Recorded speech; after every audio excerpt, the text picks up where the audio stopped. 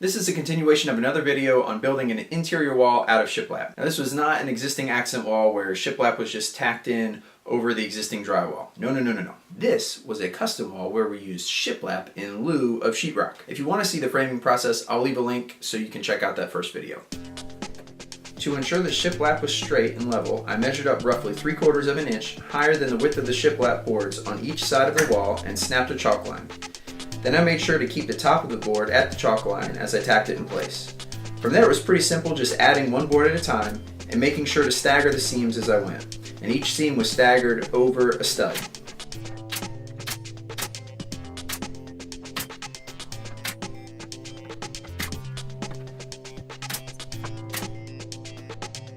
When I came to an outlet, I cut with a pull saw and scored the inside edge. Then the piece just snapped right off. You could also do this by drilling a couple holes in the corners and then cutting along your line with a jigsaw.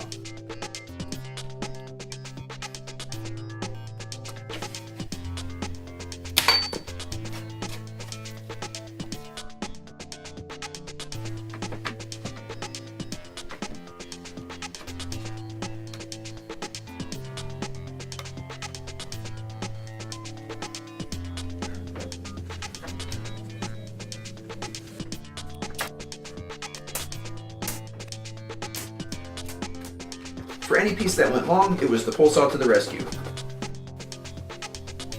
For these longer pieces, I actually made the length cuts on the table saw and intentionally cut them just shy of the corners to make sure I got precise cuts for the corners of the window.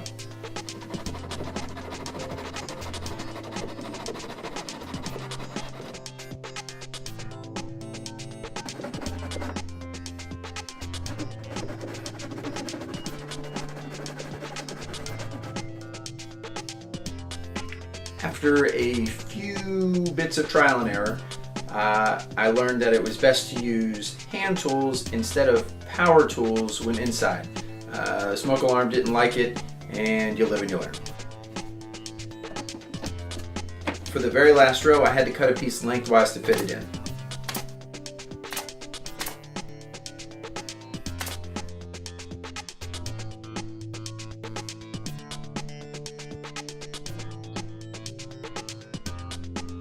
Insulation was not necessarily needed for any kind of heating or cooling, but we figured it would help in the noise department.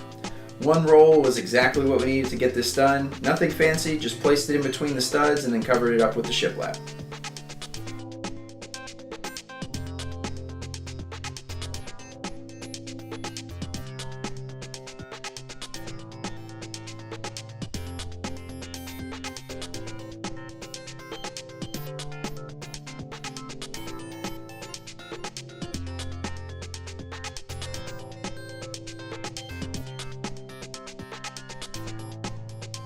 Once that was done, we hung the doors for the guest room's entry and the double doors for the closet we framed in.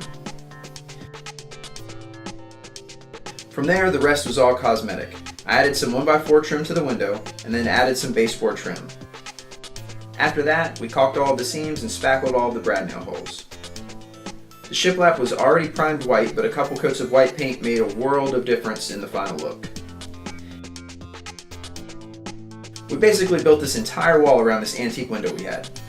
I cut a couple of steel dowels that went into the sides of the window so the window could pivot open and close. And then after that window was installed, we finally called it done after a year and a half. This project taught me a lot, and I think it turned out pretty great considering I had no idea what I was doing going into it, especially with the framing and the shiplap and the trim work and pretty much everything else you saw. If you like this video or you have any questions, feel free to leave a comment, give it a thumbs up. Don't forget to subscribe and turn on those notifications. There are actually more videos coming. I promise this time there are more videos coming. I've got 3 or 4 lined up that are editing right now. It's been a crazy year, but yeah, videos are coming, so appreciate your patience and you tagging along for this woodworking journey. Until next time, thanks, and we'll see you soon.